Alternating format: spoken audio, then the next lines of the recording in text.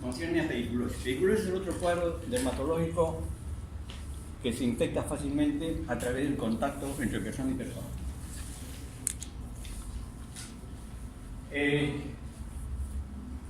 ¿Qué zonas se infectan mayormente con el pedículo? La zona del cuero cabelludo, el cuerpo y también la zona púbica. Es decir, son tres zonas especialmente donde existe el parásito y son parásitos que tienen algo de similitud, sino que se diferencian de repente por el tamaño y por la forma de accionar.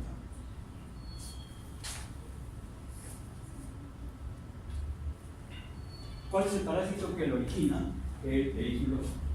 Y el pedículo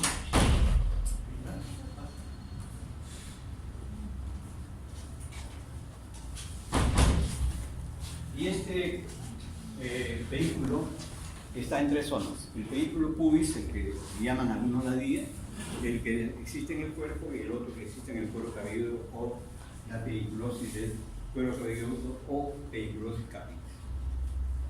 ¿Cuál es el síntoma de todos, de estos tres? La picazón. Y por lo tanto, si a mí me pica y no me aguanto, sobre todo en los niños, me rasco, ¿no es cierto? Me rasco porque es una picazón intensa, sobre todo en los niños o en el cuero cabelludo. Se rascan y se hacen heridas. Y esas heridas están prácticamente condicionadas por presencia de bacterias, ¿no? Entonces, el estafilococo, el estreptococo lo infecta y entonces le produce ya una piodermitis de cuero cabelludo. Y por lo tanto, esta piodermitis me va a hacer una reacción muchas veces de tipo inflamatorio a nivel de los ganglios. Entonces yo puedo tener el cuero cabelludo infectado y con una reacción ganglionar en la zona del cuello, que es uno de los factores en el cual el papá a veces o la mamá determinan o se dan cuenta que el niño presenta este tipo de problemas. Entonces, ¿qué es lo que pasa en la pediculosis del cuero cabelludo? Generalmente en el cuero cabelludo afecta con mayor frecuencia a los niños, a los adultos también, pero mayormente es a los niños. ¿Y por qué? Porque se transmite en los niños muy fácilmente una pediculosis en el colegio, mayormente, en el nido, o en algún lugar donde hay conglomeración de niños, por ejemplo, una guardería, todas esas cosas. ¿Por qué? Porque a veces se prestan entre ellos los sombreros, los cepillos de cabeza o los peines. Entonces, esto hace que la transmisión sea mucho más fácil. Entonces, aparecen los primeros síntomas después de los 15 días, 14 días, aparecen los primeros síntomas, que también es la picazón. Es decir, el parásito también hace todo un proceso de incubación y aparece la sintomatología después de unos 14, 15 días. Entonces, ¿qué es lo que le va a molestar más? Es la picazón, el prurito. Entonces, cuando ustedes ven dónde está esta picazón, van a notar que la picazón mayormente es en la zona occipital, en la zona retroauricular y también en la zona de la nuca. Son los tres sitios donde con mayor facilidad se ve o se determina este tipo de picazón. ¿Por qué? Porque al parecer el parásito le gusta esta zona occipital. Al parecer en esta zona hay un poco más de calor y entonces el parásito se estaciona mejor en esta zona. Entonces hace ahí, y ¿qué es lo que nosotros vamos a encontrar cuando examinamos? Vamos a encontrar liendres, que son los huevos del parásito. Pero estas liendres están adosadas, como se dice, al pelo, al cabello. Se adosan a través de una proteína muy dura que actúa como un cemento y ahí están. Entonces de ahí se van desarrollando. Y entonces el parásito ya sale y empieza a producirse y empieza a crecer y empieza a tratar de buscar alimento. ¿Cuál es el alimento de este parásito? Es la sangre. A diferencia del escabiosis que buscaba queratina, aquí el parásito va a buscar sangre, por lo tanto chupa, por lo tanto va a producir una inyección de succión. Entonces ahí empieza a producirse esta picazón, esta sensación de rascado. ¿Por qué? Porque hay unas costras de tipo puntiformes hemorrágicas producidas por este parásito. Entonces yo me rasco y tranquilamente también puedo producir un proceso de tipo infeccioso o de hiperhigienización. Entonces, ¿qué pasa? Yo me hago heridas en el cuero cabelludo y va a reaccionar mi organismo formando la respuesta que son las adenopatías occipitales. Entonces me empieza a aparecer aquí unas lesiones tumefactas, grandes, dolorosas, que cuando me tocan, sobre todo los niños, y entonces el papá recién se da cuenta que su niño tiene algo, ¿no? Se asusta más por las lesiones que aparecen de tipo tumoral. No son más que los ganglios que están como respuesta a este proceso infeccioso. Entonces el paciente va a la consulta, uno examina a este paciente y lo que le encuentra después es que todo el cuero cabelludo está pues con parásitos, ¿no? Con liendres, con parásitos que están ahí circulando y simplemente son los que han producido este tipo de reacción. ¿Ya? Entonces, los papás generalmente se asustan mucho con esto porque es lo primero que encuentran. Entonces, va a la consulta, se determina qué es el parásito y si está impetiginizado, como el caso anterior de la carosis, también tiene que darle tratamiento para este cuadro sobreagregado de la infección bacteriana. ¿Ya?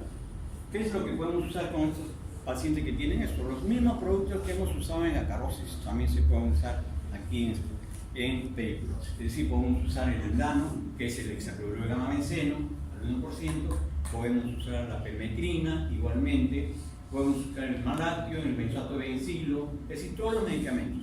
Pero lógicamente aquí no lo vamos a embalunar todo, simplemente aquí enhumedecemos la cabeza, le ponemos en esta cabeza húmeda la crema o loción y nos aseguramos que se quede encerrado por 1 hora o 2 horas aquí dentro y después de eso hay el lavado con un champú. Este lavado con un champú, entonces se elimina todas las, digamos así, los elementos parasitarios que están ahí. Al final del lavado, si ustedes quieren desprender las costras, o perdón, las liendres, pueden hacerle un peinado con vinagre blanco y con esos peines muy delgaditos que le llaman los peines patruller, pueden peinar y ese vinagre blanco va a deshacer ese contacto cementoide que hay entre el pelo y la liendre. Y entonces ustedes arrastrarán bastantes liendres con este peinado con esta sustancia que es el vinagre. Entonces, eso cuando la parte final. El tratamiento generalmente son hasta en 3 oportunidades con un intervalo de 1 día. Entonces, ustedes pueden hacer un tratamiento interdiario, ¿ya? Con la misma forma de tratamiento y ustedes van a tener prácticamente un éxito total. Pero, esto también es siempre y cuando ustedes también eliminen a los contactos. Si es un grupo donde es el colegio y el niño o la niña se contaminó porque, bueno, pues ahí la misa agarró un peine, con un solo peine empezó a peinar a todos los niños a pesar que todos tenían sus peines, pero para la mala suerte agarró el peine de uno de los que estaban contaminados, entonces contagió a todo el salón. Entonces, pues todo el salón tiene que tratarse, porque si no, lo mismo que nada, los niños juegan, ellos no tienen ningún tipo de reparo. Entonces, si yo curo a mi niño o a mi niña y la devuelvo al colegio y en el colegio ahí todos los niños están también con algo parecido, va a ser lo mismo que nada, porque después de unos días nuevamente va a caer otra vez. Entonces eso es a veces lo que ocurre en el colegio. Uno trata al niño, trata a la niña, pero no trata a los demás. Entonces la niña va a seguir teniendo la pediculosis recurrente. Entonces el tratamiento tiene que ser a todo el grupo que está infestado. ¿Ya? Muy bien. Entonces, esto es muy parecido el tratamiento con los productos que usamos para la esclerosis. En cambio, en la pediculosis del cuerpo, acá sí el parásito es mucho más grande. Es un parásito mayor que generalmente se va a ver en personas que tienen, pues, digamos así, muchas dificultades para tener un proceso de higiene, personas generalmente a veces abandonadas, personas que están a su suerte, personas que deambulan, que no tienen un sitio fijo y que generalmente pues no tienen la oportunidad de poder estar cambiando, luchando. Entonces este parásito se aprovecha de eso y se aloja prácticamente en zonas de la ropa que no se cambian, en los pliegues, en las costuras, y de ahí empieza prácticamente a atacar al paciente. Entonces invade la zona anterior del tórax y hay vellos con mayor facilidad se camufla y ahí empieza el piojo prácticamente a desarrollarse. Entonces igualmente forma también sus huevos, aparecen las liendres, ¿cierto? Y esto generalmente se ve, como les decía, en pacientes que tienen algún tipo de, digamos así, de dificultades para poder tener un proceso de limpieza, un proceso de cambio de ropa. ¿Ya? Esto, ¿cómo se va a transmitir? A través de la ropa, a través del contacto directo, es decir, si yo tengo prácticamente una ropa puesta y la tengo ahí, pues ahí se va a seguir reproduciendo. Si esa chompa yo le presto a algún amigo o a alguien o intercambio, voy a pasarle prácticamente los parásitos a él. O simplemente si yo estoy en una zona donde yo me acuesto y en la misma zona se acuestan otras personas, fácilmente vamos a tener la infestación. Entonces estos parásitos se van a apoderar de todo el cuerpo, generalmente de la zona de la nuca, ahí encontramos, también pueden estar en la zona de la cintura, en las nalgas, es decir, toda la zona del cuerpo donde ustedes puedan imaginarse el parásito va caminando de acuerdo a las posibilidades que le dé el paciente, ¿no es cierto? Entonces, este paciente o este piojo es un elemento parasitario más agresivo, es más grande, mide generalmente a veces de 2 a 4 milímetros. Ustedes miran un piojo del cuerpo que se ve fácilmente, a diferencia del de la cabeza que es más pequeñito, que es más fácil de poder perder, pero el del cuerpo es grande, es grotesco, entonces ustedes lo pueden encontrar fácilmente. Entonces, cuando ustedes ven al paciente, lo van a ver que tiene puntitos hemorrágicos o rojos en el cuerpo, esto debido a la succión. Entonces, el parásito succiona y al succionar le produce estas lesiones papulares, en algunos casos a veces se inflama y da en la apariencia como si fuera una lesión de urticaria, es decir, como si fuera una bomba, ¿ya? Y lógicamente este paciente se rasca, pues, porque se rasca y le pica bastante. En algunos casos se rasca tanto que empieza a producirse por este rascado crónico lo que se llaman unas máculas bronceadas. Y en algunos libros, prácticamente en los libros antiguos, aparece como si fuera una enfermedad de los vagabundos. Eso es lo que aparece detectado, ¿no? Y debido, pues, lógicamente, a este parásito, ¿ya? Y ya les dije, si este parásito persiste y el rascado persiste, tranquilamente se llega a una contaminación bacteriana, y a su vez esta contaminación bacteriana puede incluso dañar el riñón y puede producir a veces cuadros de glomerulonephritis aguda. Es decir, todos estos riesgos se pueden correr con esta infestación. Entonces, yo tengo que hacer el diagnóstico y entonces tengo que pensar, esta es una pediculosis, pero puede ser también una escabiosis, por cierto, hemos dicho que la escabiosis también invade todo el cuerpo. Entonces tengo que hacer mi diagnóstico diferencial. La dermatitis herpetiforme es otro diagnóstico diferencial. La diferencia es que esta dermatitis herpetiforme cursa con lesiones de tipo eritematosas, algo de tipo vesicular, y que me hacen la diferencia. Y la folunculosis, que es un cuadro clínico que está definitivamente condicionado en el folículo pinoso. Entonces son diagnósticos diferenciales. El tratamiento viene a ser algo parecido a lo que estábamos hablando con las cuadros de escabiosis. Lógicamente, si el paciente no se cambia de ropa, va a seguir el problema. Entonces tiene que cambiarse de ropa, tiene que haber un cambio de todo lo que es ropa interior, ropa de cama, es decir, todo eso como una medida de tipo profiláctico. Y lógicamente el medicamento que vamos a usar también van a ser los mismos que hemos venido usando para los cuadros anteriores. Puede usar el benzoato de bencilo en una sola aplicación, en la hexacloruro de gamma benceno, le aplican ustedes al paciente, lo dejan 1 hora o 2 horas, después se bañan y van a tener prácticamente un proceso evolutivo bastante bueno. Esto lo repiten interdiario, unas 3 oportunidades, y es un tratamiento bastante efectivo. Así como está el benzoato de bencilo, está también el hexacloruro de benceno, también está la permetrina que hemos dicho, está también el azufre, también se puede usar. Es decir, todos estos medicamentos que estamos viendo son muy fáciles de poder combatir a estos parásitos en sus diferentes formas. Y el otro, la pediculosis del pubis o la ladilla, viene a ser pues aquel proceso inflamatorio en el cual hay una transmisión con mayor facilidad a través del contacto sexual. Aunque también se puede compartir con ropas. Si yo tengo un problema, le puedo prestar yo mi ropa de repente y puedo pasar a la persona, o a través también de ropa de cama, ¿no? En la cama, lamentablemente, a veces pueden quedar estos parásitos y uno lamentablemente puede ir a alojarse o a tomar este tipo de sábanas, de frazadas, y entonces también me puedo contaminar. Entonces, la contaminación es a través directa, a través del contacto sexual, pero también con mayor, digamos así, o con menos facilidad a través de las ropas, ya sea personales o la cama. No, bueno, yo tengo a mi hermano, tengo mi hermana y a veces no hay reparo, se prestan hasta la ropa interior entre ellos, entonces pueden contaminar, pues no sabe que el hermano está en otras cosas.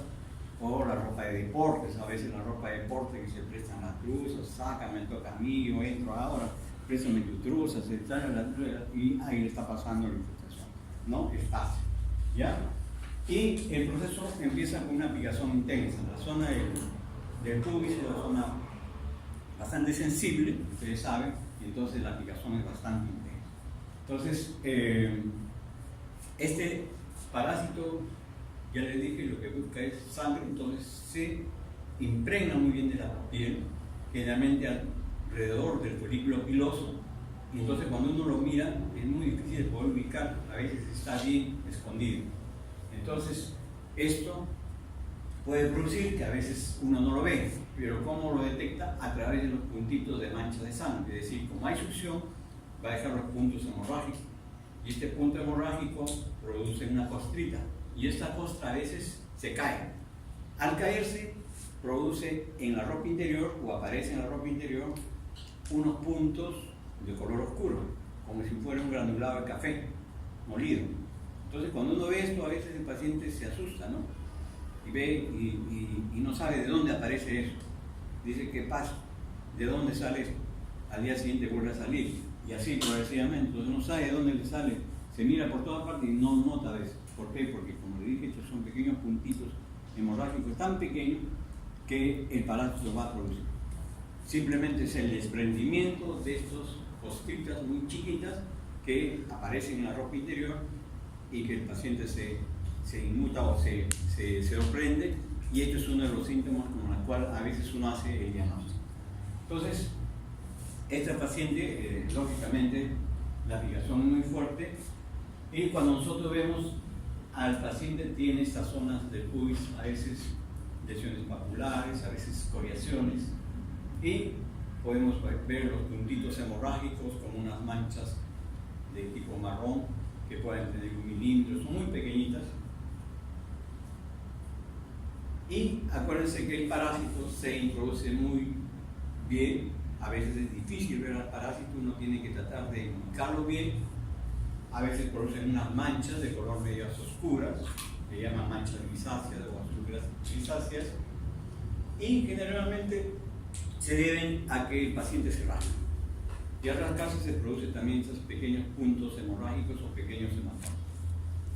Entonces, cuando se rascan, igualmente pueden también atraer la contaminación de bacterias, y entonces también la zona se puede intestinalizar y producir también todo otro cuadro secundario de infección por bacterias, y lógicamente puede empezar la aparición de adenopatías inguinales o inguinales frotales. Y entonces empieza la aparición de ganglios en esa zona, y a veces eso es lo que lo alarma al paciente cuando nota esta aparición. Ustedes miren acá, arriba está el parásito, es un parásito que se adosa muy bien. Estos son los puntos hemorrágicos que ustedes tienen acá, ¿no? Este es el parásito, y en toda esta zona se impregna, se trata de introducir, porque ya saben que vive de la sangre, vive de la succión, y lógicamente el tratamiento viene a ser con los mismos medicamentos que hemos dicho para los anteriores cuadros clínicos. La diferencia es que ustedes no le van a dejar 2 días, 3 días. Esto es mucho más fácil, mucho más rápido. Ustedes aplican el producto en la zona afectada, dentro del pubis, la zona del escroto, la zona de la región lumbar, si es una dama, en la zona de la cara anterior de los muslos, si todavía hay infestación de esa zona, y le dejan la sustancia una media hora.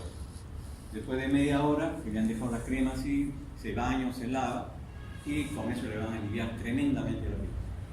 Esto lo repiten en 3 oportunidades, entonces ustedes con un intervalo de interdiario, entonces van a tener el cuadro clínico prácticamente solucionado. Pero lógico, tienen que ver también contactos. Entonces ustedes tienen que salir, alguien les contagió.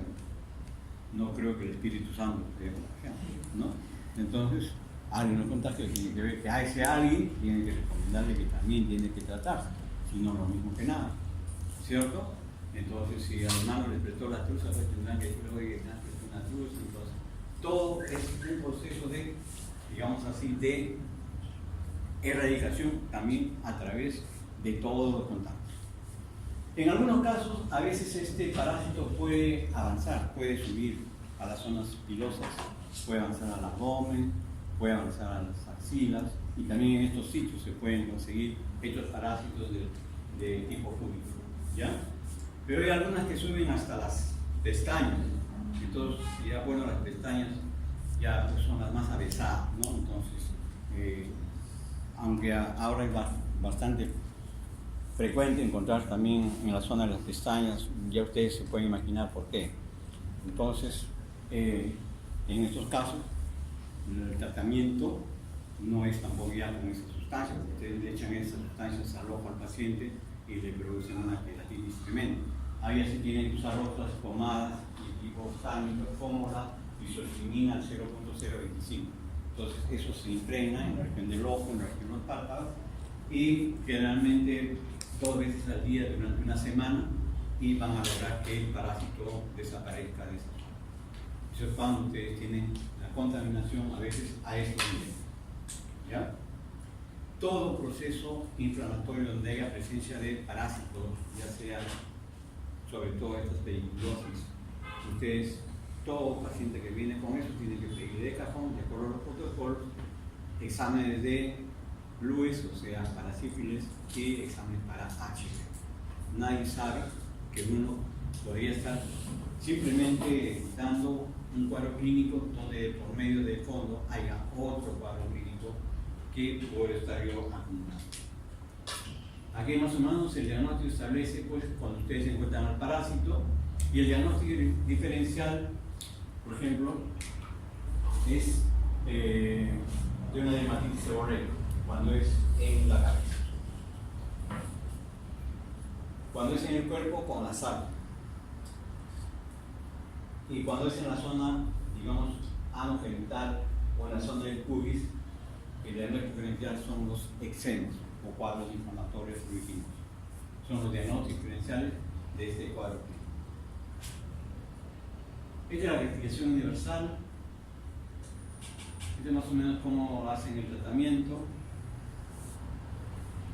Ahí las conclusiones que es para todo cuadro clínico. Y ahí hay que hacer un examen, una detección, una eliminación y sobre todo la prevención. Y esto mayormente por los niños, que son los que, bueno, los niños son los que no estamos hablando de la pediculosis pública, porque ya sería el colon, ¿no? Estamos hablando del anterior. ¿Ya? Este es el parásito más o menos.